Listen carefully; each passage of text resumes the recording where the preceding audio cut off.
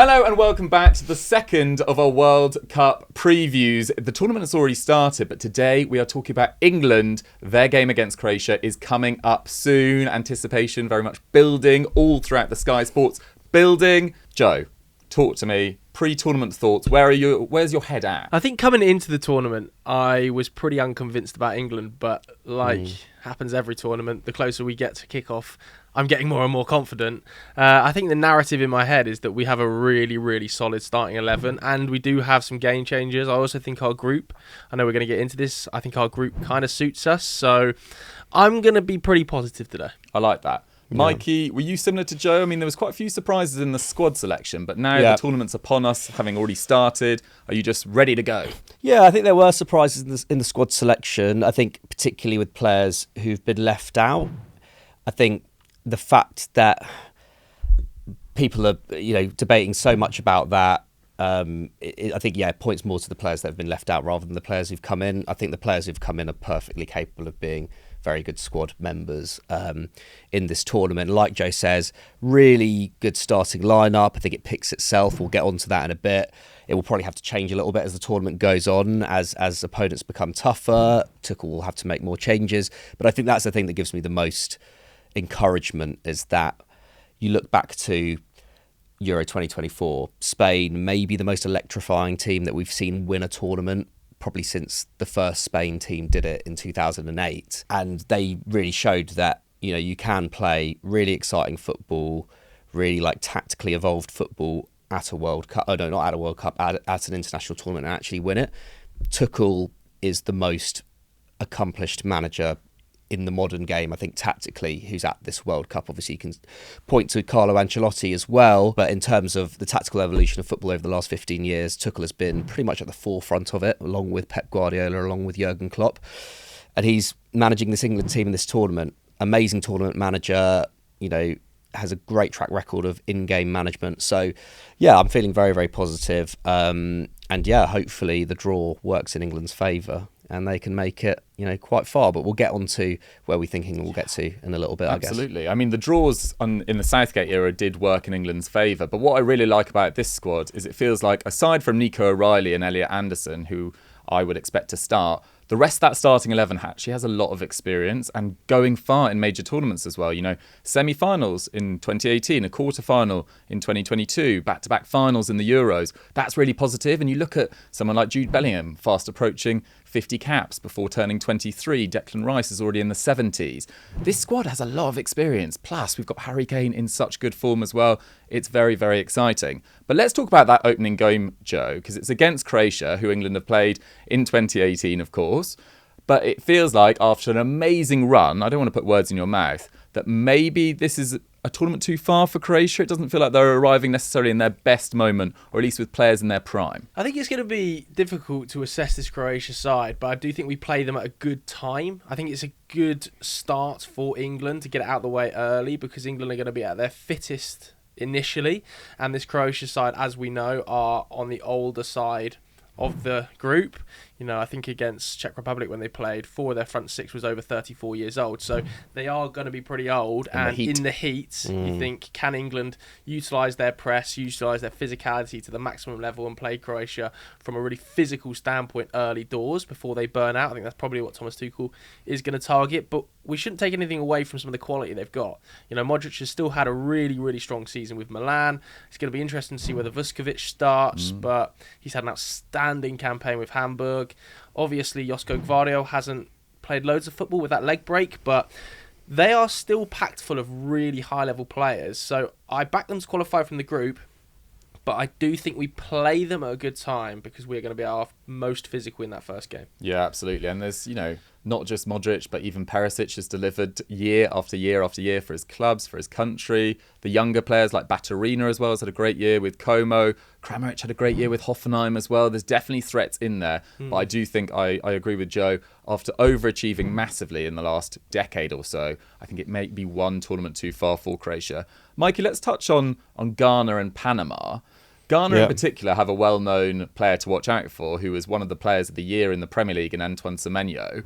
Would that be a big concern for you? They do have some other attacking threats as well. They do. I mean, Iñaki Williams, Abdul Fatawu, Ayew, although Ayew's getting on a little bit now. I think Ghana will, give a decent account of themselves in the group. I think that they'll be battling it out with Croatia for that second spot. Sadly, Panama, I don't think will be in the mix. But I think the noises coming out of Ghana going into the tournament, or at least from Ghana fans, is that there is a lot of pressure on Antoine Semenyo. I think he's their real bright hope. Otherwise, I don't think this is, a supremely stacked Ghana squad. They've underachieved a lot in recent years, haven't they? They didn't even make the latest AFCON. They were out in the groups in the previous 2 AFCONs before that. So this is, a Ghana team that have underachieved at tournaments for quite a while now. And so I do feel like it should be a fairly straightforward win for England in that second game. But I think that first game against Croatia is crucial. I think even Zlatko Dalic himself, the Croatian manager, said that the first game could make or break Croatia's tournament. I don't think it's that severe for England, because I do back England whatever happens in that first game to get 6 points from the second 2. But I think that will set the tone for the tournament, especially when there has been, I think, unnecessary negativity about certain aspects of Tuchel's squad building, the Jude Bellingham, Morgan Rogers saga, which hopefully by the time people are watching this, has just been swept under the carpet because it's a complete non-story. That's how I'd be feeling about England in this group stage. Joe, quickly, before we move on to the sort of possible permutations of where England might finish in a group, do you think with the extra game in the round of 32 being introduced this tournament with 48 teams, that Tuchel will look to potentially rotate his squad for Ghana and Panama? Yeah, definitely. There's going to be heavy rotation throughout pretty much the entire tournament, I think, particularly in those group stage games. Like you said, Ghana, I think the fact they've got so many injuries as well really helps Tuchel. No Kudus, both the starting centre-backs out injured. That might allow Tuchel to rotate in that game.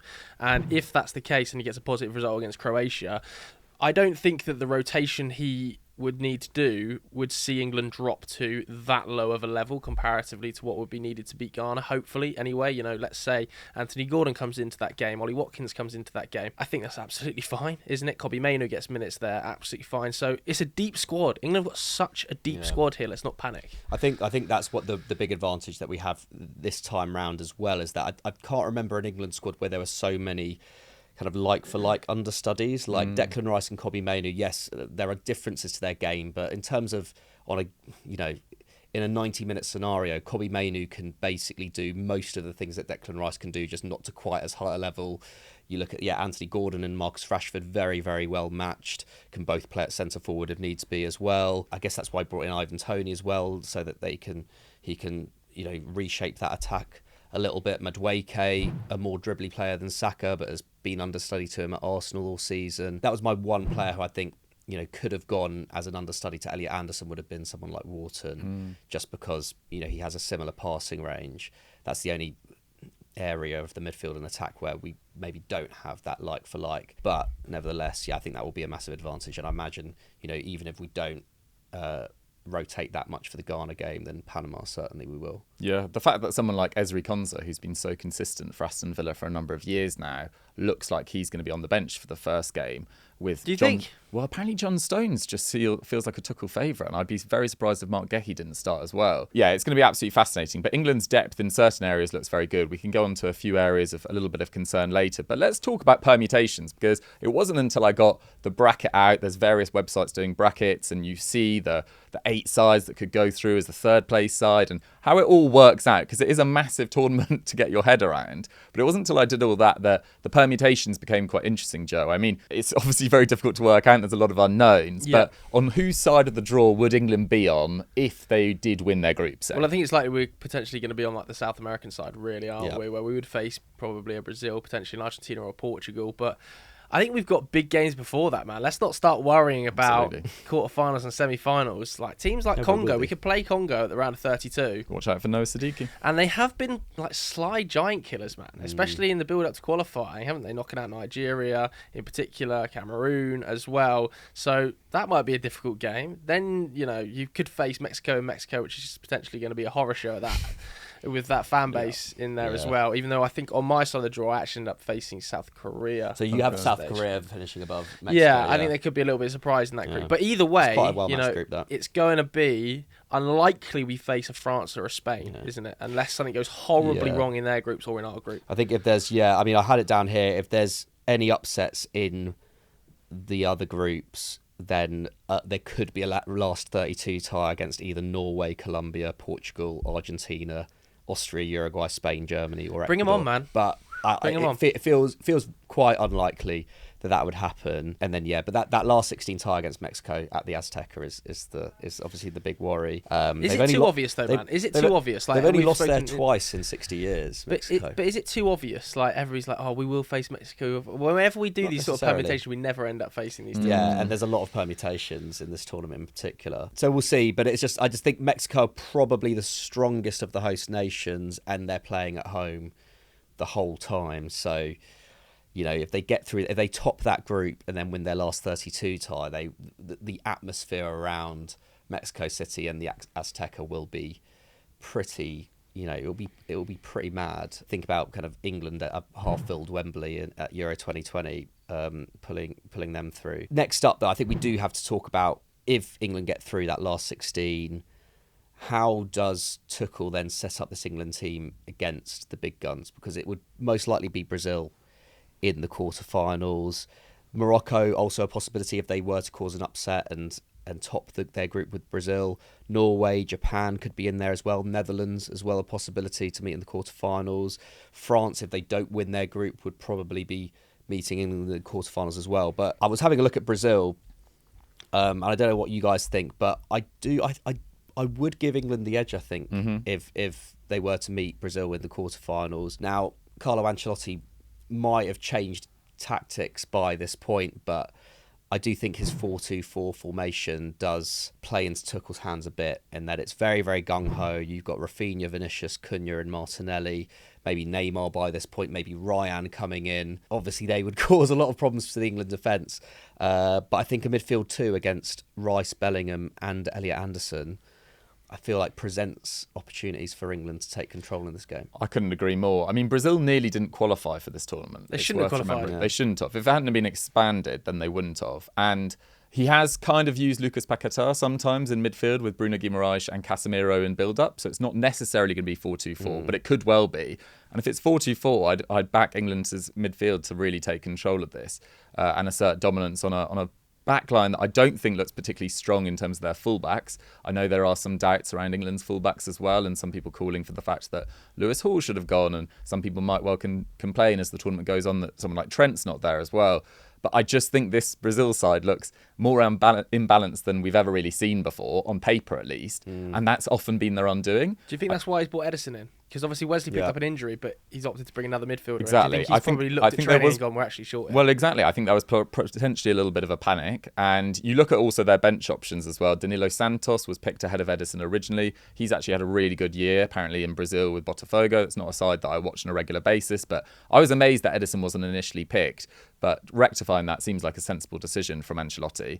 But they've been all over the place in the build-up to this tournament, in complete contrast to a side like Argentina, who have been sweeping all before them. In terms of the side that could be on our side that worries me most from an England perspective, and I think we'd only potentially reach them in a semi-final if all went to plan, is actually Portugal. I think a midfield of João Neves, Vitinha, and either Bruno Fernandes or Bernardo Silva or Ruben Neves, at that stage of a tournament, when you've already played an extra game in the round of 32, that just feels like the sort of side we come unstuck against. And I do think they've got some issues in terms of their forward line and how much focus there's going to be on Cristiano Ronaldo and how much sort of headlines and the kind of circus that goes with him, whether that's fair or not, because I don't think he's really bringing it on himself. He's being picked. And I don't necessarily think there's a star forward in that lineup that's in particularly good form. Rafa Leao has come off a really bad season. I think Pedro Neto the same, Francisco Conceição. There's a lot of similar-ish players in that forward line. Can you have Rafa Leao and Cristiano Ronaldo in the same front line? Well, potentially on the left-hand side for Rafa Leao, but he has played more up front for Milan this year, but he's had disciplinary issues in build-up. He got sent off the other day in one of their friendly games. I'm talking about more from an off-the-ball perspective, to be honest with you. Yeah. Rafa Leao's not going to chase down press fullbacks, is he? Cristiano Ronaldo's not going to chase down press centre-half, so what, are they just going to have free build? Opposition should have free build-up against Portugal. There's very few sides that I think we'd really struggle against in a midfield battle with Elliot Anderson, Rice, Bellingham or Rodgers. but Portugal would terrify me on that front. Yeah, but I still think physically England's midfield outmatches Portugal's midfield. I think with Portugal, I don't even know if I have them making the semis, to be honest. Probably spoken about them on the previous episode anyway. So you'll know my thoughts on Portugal. I just think front to back England still just about edge it. Ronaldo obviously will be a fairly talismanic force you'd expect, but he's still never scored in a World Cup knockout game. I think it depends who he's got around him, to be honest, who's there. Like sometimes he plays with Pedro Neto in almost a kind of front two. You actually take out that So- hat-trick he scored against Spain in 2018. He scored 5 in 21 World Cup games. Yeah. He's got 1 in his last 10 World Cup and Euro games. It's really poor. And that was a penalty, wasn't it? I think? Really poor. So I think, I think there's reason to be scared about Portugal's midfield, but equally, and obviously Nuno Mensch will probably be their main attacking threat. But I still feel like across a whole tournament, I think England might be a little bit fresher. Portugal have depth in midfield, but not that much depth in other positions. So I wouldn't be too worried about them. I think Argentina are probably the other headline act. Definitely, I'm more worried about Argentina in the semis. Again, I don't know if I am on paper that much more worried about Argentina, but obviously they have Messi in his last World Cup. That squad is the same, or at least that the starting lineup is pretty much the same as the one that won the World Cup in 2022. What worries you most about them? What worries me most is to be honest with you, it's the consistency of performance at tournament level. To have won back-to-back Coppers and a World Cup under the same manager with the same group of players is extremely concerning. I don't see an issue necessarily with the squad, because when these players, even if they're out of form, put on an Argentina shirt, it's like they become new level, a totally different player. I'm expecting huge things from the forward line. I think Julian Alvarez had a stunningly good season, comes into the World Cup in great form. I think Nico Paz could be one of the revelations of the tournament. Messi's still flying as well. The back line on paper might not have had the best tournament, might not have had the best season. Emi Martinez might not be at his absolute best, but again, when they put these shirts on, they become just like animals at the back, throwing themselves in front of everything, willing to bleed for the shirt. Emi Martinez becomes one of the best goalkeepers in the world. I don't know what happens, but Scaloni has developed an environment there that is a win at all costs environment, and it's so high level that even with players underperforming, I think that suddenly, as soon as the lights come on, Argentina turn up. Happens at every tournament under Scaloni, and it has happened at every tournament under Scaloni. Yeah. I just think there's more gambles in that Argentina side about the form they're going in on than the Portuguese side. For me, Portugal's three of Portugal's starters are coming off winning back-to-back Champions Leagues. Like, you look at that Argentinian backline. Romero's had a dreadful season. Lisandro Martinez has mainly been injured. Tagliafico's been really poor for Lyon. And Molina was a backup to Atletico Madrid. I mean, he was scoring. But let's not pretend when they came into the World Cup, and Nicolas Otamendi was starting at centre-back and suddenly looked like Franz Beckenbauer. We were not saying that Nicolas Otamendi is coming in. But then you can go further forward. Like, Alexis McAllister was great at that World Cup. He was dreadful this year for Liverpool. Enzo Fernandez, where's his head at? Enzo Fernandez was coming out of nowhere at that last World Cup. I agree, he's probably a more complete player this year, but I think it might be one tournament too many. Unless they're going to give more of the keys to the Valentin Barcos or the Nico Pazes. Like, are you relying once again on Rodrigo de Paul? Are you relying once again on Messi to be at the same level that he was last time?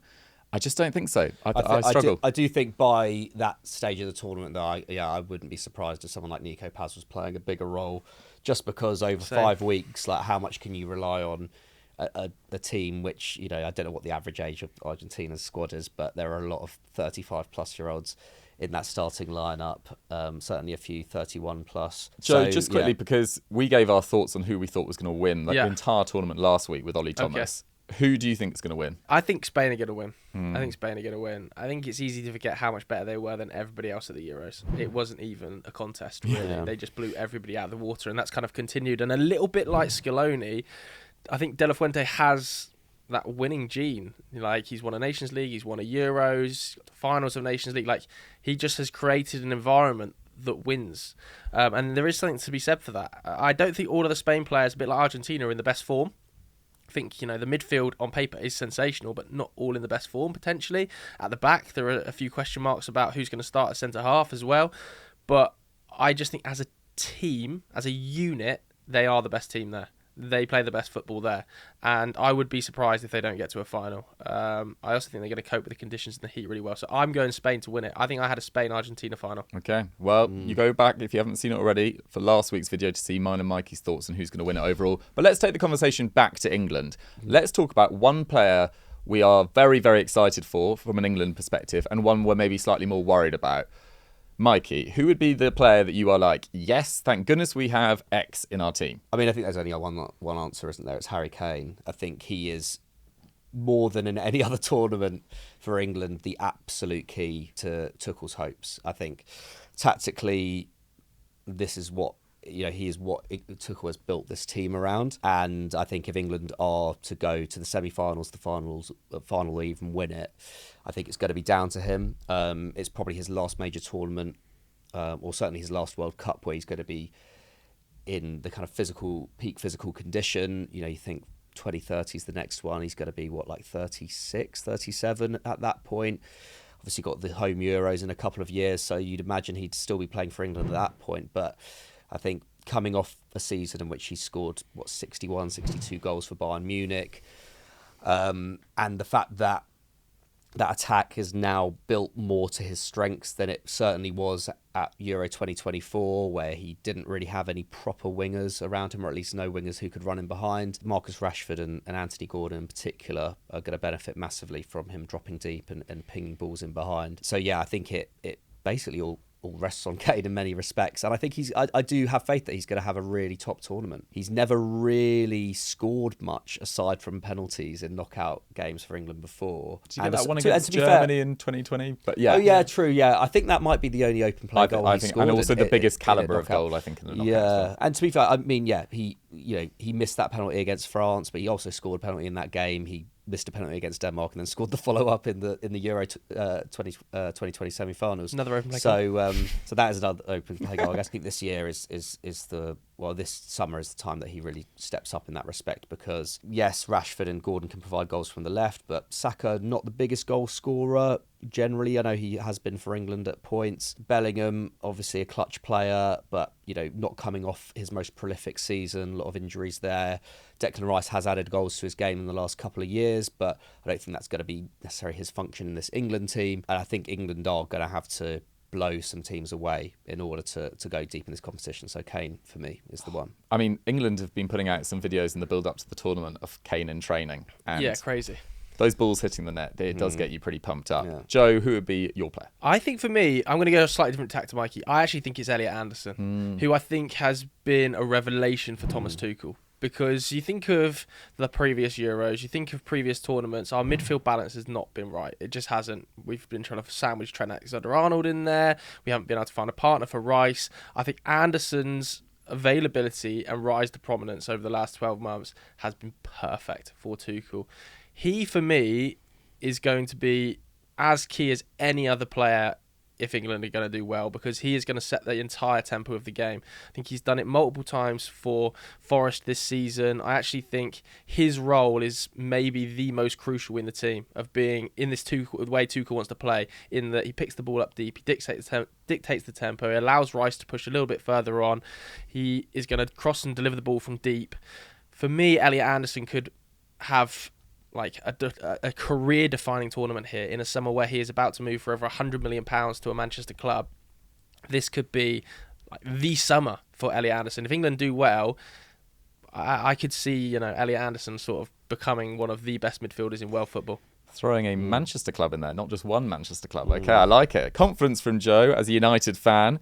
I've got the same logic as Joe, but actually what it does to another player. I'm so pro Elliot Anderson that I think this could be Declan Rice's unbelievable tournament. He hasn't necessarily, particularly at Euro 2024, I actually thought he was quite poor, playing in that single kind of pivot role alongside Trent, and then Conor Gallagher, and then Kobbie Mainoo. I just don't think he actually played his best football. Whereas this time, he's coming in with the confidence of being a Premier League champion.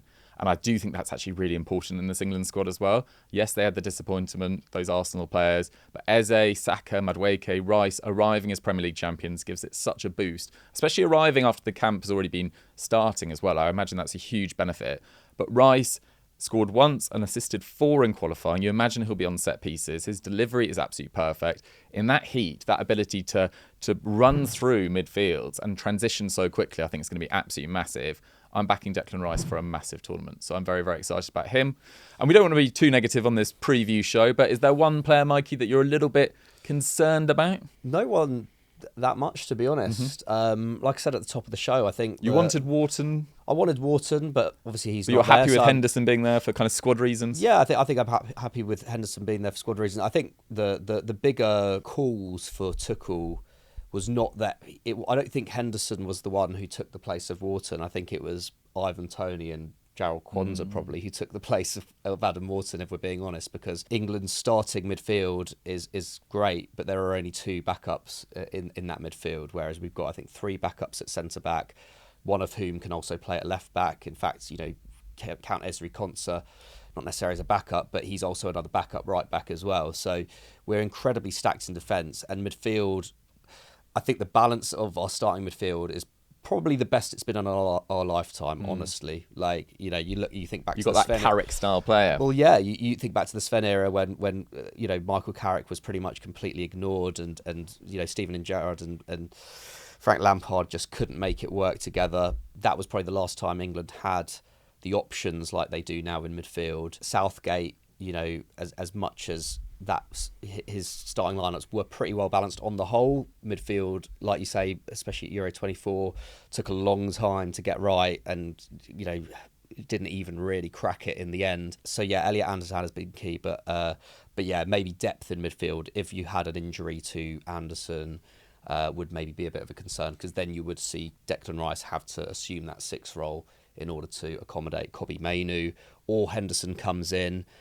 He's coming off the back of an injury. But yeah, I don't have a problem with Henderson being in the squad. I don't have a problem with Jed Spence being in the squad. It's more the players that haven't made it. I would have liked to have seen Trent there. I would have liked to have seen Wharton there, and probably Cole Palmer as well. But probably a bit of a luxury pick in that sense. There's no one in that squad who I think I'm like, oh, they're going to struggle here. Maybe Jarrell Kwanzaa if he has to come in at centre-back, but I don't expect him to play much. Fair enough. Like the positivity. Joseph, anyone I suppose the you? only worry for me is John Stones' fitness record. It's less about performance, it's more about fitness. But I do think if John Stones can stay fit for the entire tournament, it's a huge positive for us, just with his experience, leadership and on-the-ball ability. More than anything, his ability to step into midfield. If he can stay fit, I think it's a huge, huge positive. But there is question marks about the heat and his fitness record and his injury record. Do you worry about it, because he's only started 4 games for Man City this season? Would you have taken Maguire over Stones if it was between the 2? I probably would have taken Maguire over Dan Burn, I think. I would have taken John Stones as well as Harry Maguire. I just think that from a leadership and a previous international tournament experience perspective, I would have taken John Stones. I don't have a huge issue with any of the squad, really. I think Thomas Tuchel's made some pretty brave calls, and that's what he's paid to do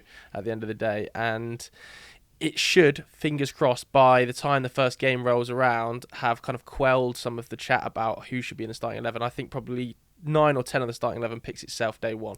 Well, so exactly. That's a positive. And we've called for years for someone to pick on reputation rather than, not pick on reputation, pick on form and how the squad works, and he's done it, and people are complaining. The one issue I have with the squad is that our backup left back, whether it's Tino Livramento or Jed Spence, is right-footed, and I really don't like right-footed left backs. We've had it in tournaments before. Yeah, Lewis Hall should have gone. And it closes down your build-up options so badly, and I think Lewis Hall deserved to go, if I'm totally honest. I agree. Particularly over Jed Spence, who I don't think was amazing for Spurs in a struggling Spurs side. I'm not judging too many Spurs players individually this season. It's just such a mess as a collective.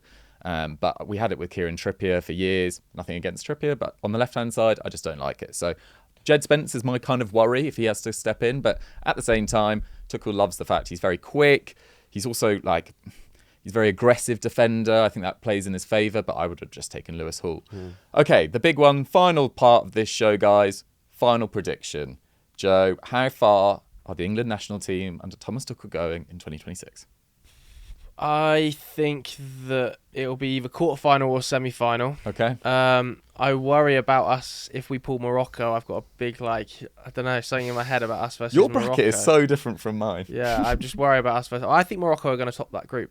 against Brazil, which is probably why. But I've just got a feeling about us against Morocco. So I'm going to go, I'll be positive and say semis, but I think it'll probably be quarters. Okay, Mikey? Well, you'll have already heard, I think, from the previous episode, but I'm going to stick my neck out and say that England make the final. I don't have Morocco topping the group. I have Brazil topping that group. I think England, although actually I've got to say that's another away game after we play Mexico and Mexico City, playing Brazil in Miami. I think Miami's got the first or second largest Brazilian population in the States, so that will be another away game. But still back us to do that, and then Argentina or Portugal in the semi again. I still have England as slight favourites for that. I think against France in the final or Spain in the final, I think England might come unstuck just. But yeah, I don't know about you, Diggs. Another final defeat. I don't think I can handle that.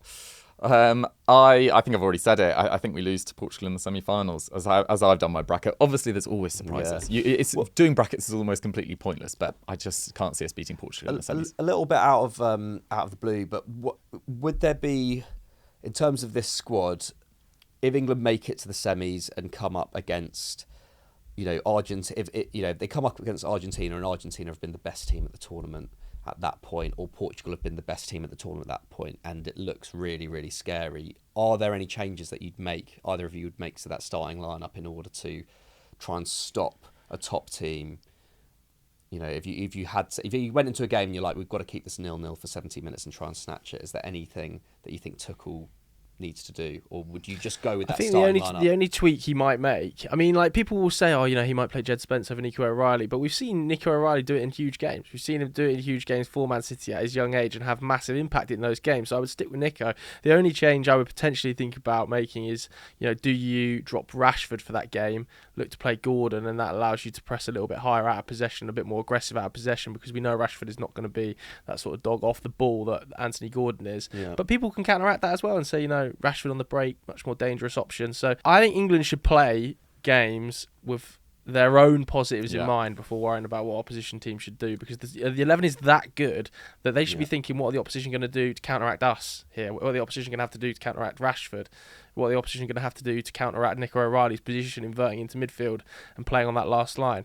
Like, England should just back themselves. Yeah, we look, for me, weaker at centre-back than we have in the last few tournaments. So I wouldn't switch to a back five, because I think that invites more pressure. And our key threats, like the strength of our 10s and the strength of our wide players, at least on the left-hand side, and Saka, but there's maybe some question marks around Madueke, but the strength of our forward line and midfield, attacking midfielders, got to back ourselves to win it. I'd rather go out in a blaze of glory rather than trying to play for 40% possession and nick a goal on the break. I think that's what could be interesting, is seeing whether, if at points Kane gets taken off on 60 minutes, 70 minutes, say Ollie Watkins is brought on, and then maybe you have someone like Morgan Rogers playing off the left, just to give a bit more of a goal threat, and with Ollie Watkins running in behind. Well, I did find it interesting in the build-up to the tournament when Tuchel said the reason he's picked Ivan Toney is because he has assessed that Ivan Toney is the best striker available to play with Kane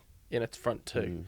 Like, that was his reasoning behind picking Ivan Toney. He said it was a 51-49% decision between Calvert-Lewin and Toney, but he believes that Toney is the best we've got available to play in a front two. So I don't think there's going to be a game, other than maybe Panama or like the games that we should win, where Kane is going to come off. Kane is going to be on that field wanting those World Cup goals until he's dead. Yeah, like, seriously, like, he's going to be playing 90 minutes of every knockout game, and then it'll be maybe Toney coming on alongside Kane, or Watkins being played in a slightly wider position. I mean, we saw that against New Zealand as well, didn't we? Running off of Kane. Yeah. Do you think Kane's going to be rinsed by Tuchel? Oh, guys, it is so exciting. If that hasn't given you World Cup fever, I don't know what will. We can't do any more in here today. Thank you so much to Joe and Mikey, but we want to hear your thoughts as well. How are you feeling about England, the possible permutations, the group, the squad selection? Who do you want to start? Get all your thoughts in the comments down below, and me and Mikey, Joe will probably be busy, but we'll get in the comments as well. We'll get replying to you. You'll get a bit of spirit going. Thank you so much for watching this episode. Go check out last week's with Ollie Thomas, where we did a general World Cup prediction as well, and enjoy the tournament. Bye-bye.